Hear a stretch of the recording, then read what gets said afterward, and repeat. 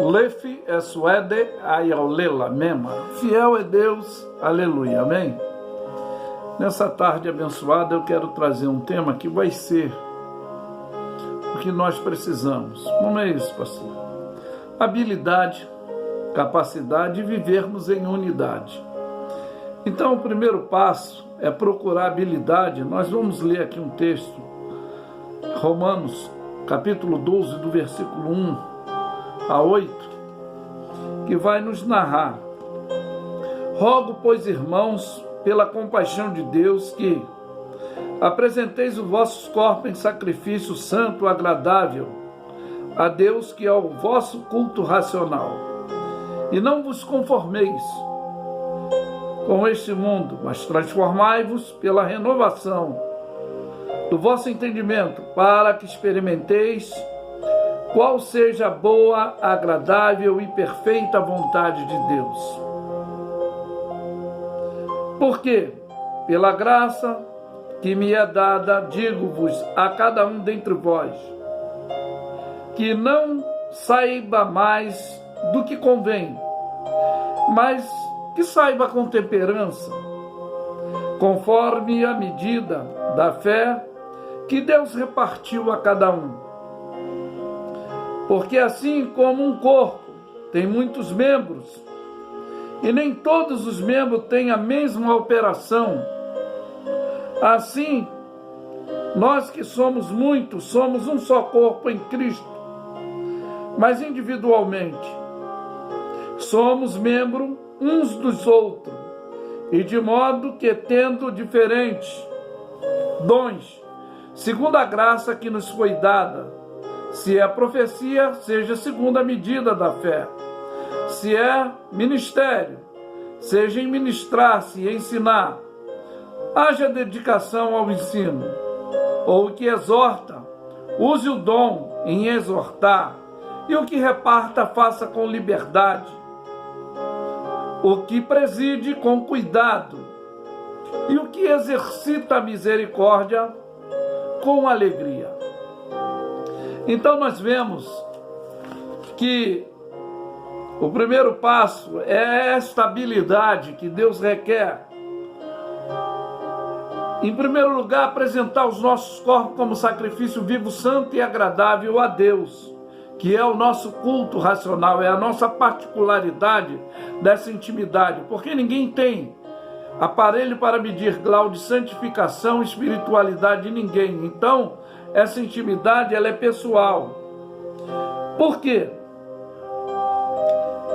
Diz que é para que saibamos qual é a perfeita e agradável vontade de Deus em nossas vidas, para nossas vidas, para agirmos. Como assim? Com sabedoria, com temperança, com fé. Isso vai nos fazer membro dessa unidade, que a fé,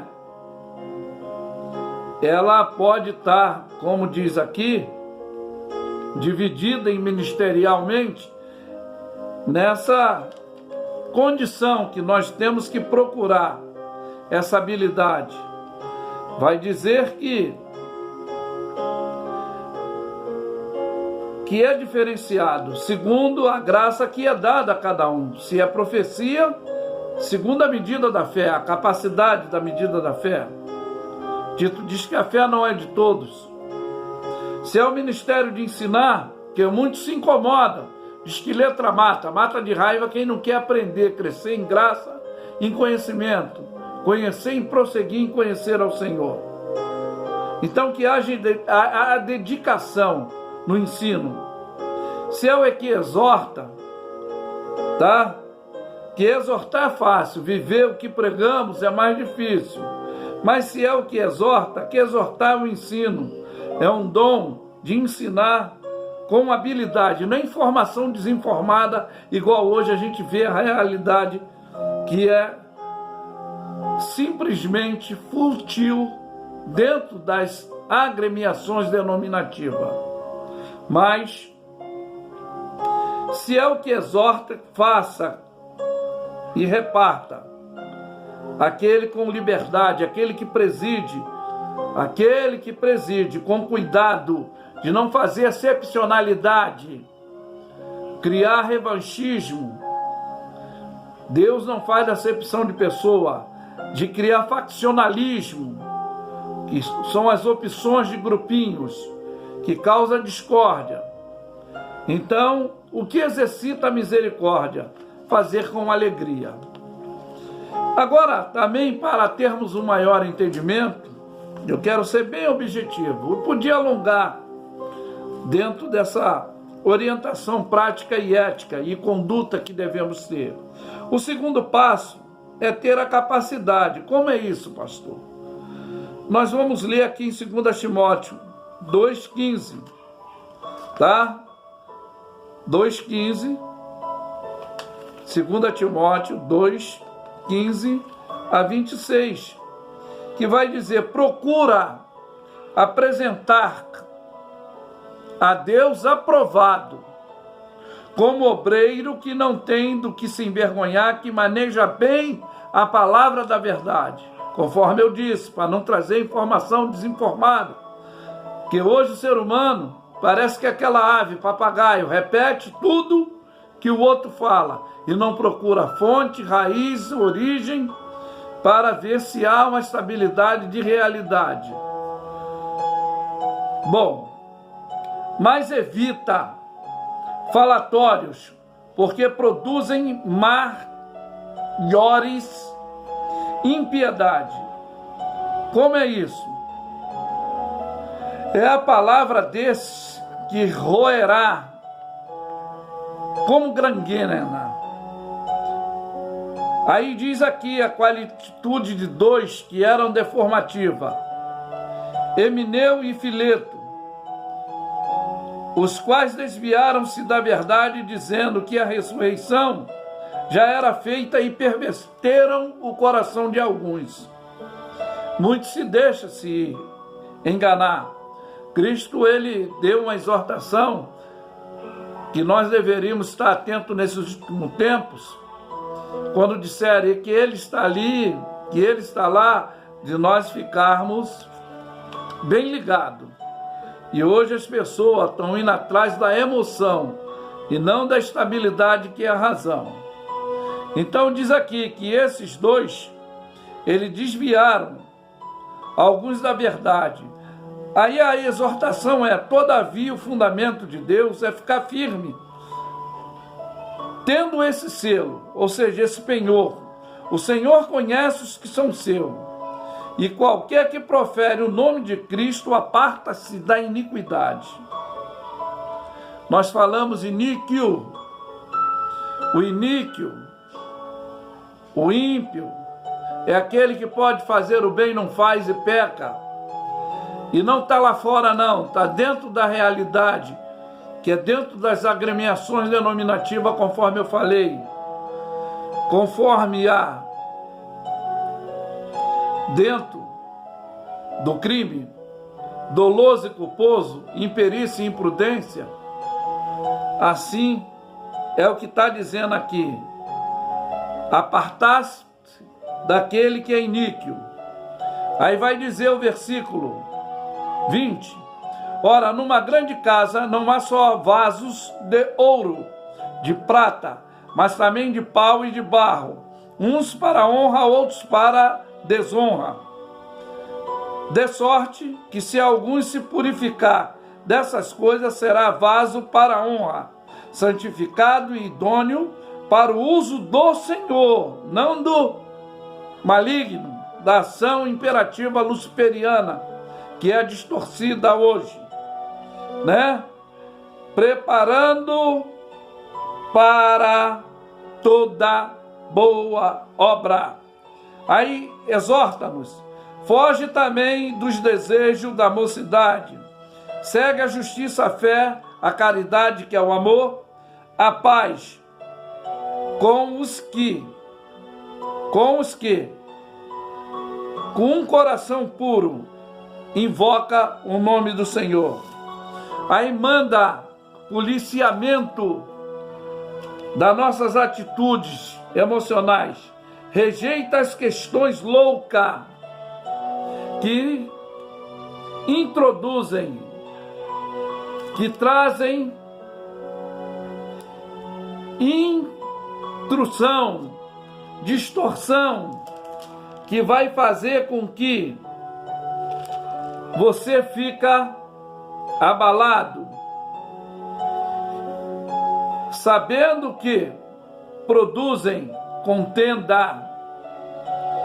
E ao servo do Senhor não convém contender, mas sim ser manso para com todos, para ensinar, sofredor, olha só, instruindo com mansidão os que resistem a ver-se.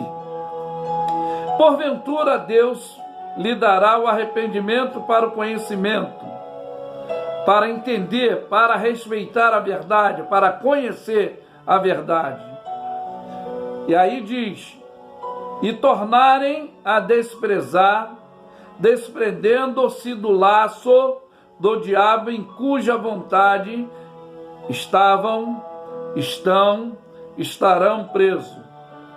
É a capacidade deformativa, destrutiva hoje, que é imperativa na vida de muitos. Então nós vamos também falar aqui do terceiro ponto, do terceiro passo, que é a unidade, que é a aprovação sem questionamento. 1 Coríntios 12, do versículo 12 ao 31, que fala da unidade do corpo. Para não haver rivalidade, guerra, acepcionalidade. Então diz aqui, porque assim como o corpo é um e tem muitos membros, e todos os membros, sendo muito, é um só corpo, assim é Cristo também. Pois todos fomos batizados em um espírito, formado em um corpo, quer judeu, quer grego, quer servo, quer livre. Todos temos bebido de um mesmo espírito. Porque também o corpo não é um só membro, mas muitos. Se o pé disser, porque não sou mão, não será por isso do corpo? E se a orelha disser, porque não sou olho, não será por isso do corpo? E se todo o corpo fosse olho, aonde estaria o ouvido? E se todos fossem ouvido, aonde estaria o olfato? Mas agora, Deus colocou os membros no corpo, cada um deles como quis. E se todos fossem um só membro, aonde estaria o corpo? Agora, pois, há um membro, mas um corpo. E o olho não pode dizer à mão, não tenho necessidade de ti, nem ainda a cabeça aos pés, não tenho necessidade de vós. Antes, os membros do corpo que parecem ser mais fracos são necessários. E os que reputamos serem menos honrosos no corpo, a esse honramos muito mais. E aos que em nós são menos decorosos, damos muito mais honra. Porque em nós são mais honestos, e não tem necessidade disso, mas Deus assim formou o corpo, dando muito mais honra ao que tinha falta dela, para que não haja divisão no corpo, mas antes tenhamos os membros igual cuidado uns dos outros, de maneira que um membro padecer, todos padecem com ele. E se um membro é honrado, todos os membros se regozijam com ele. Ora, se vós sois o corpo de Cristo, sois membros em particular.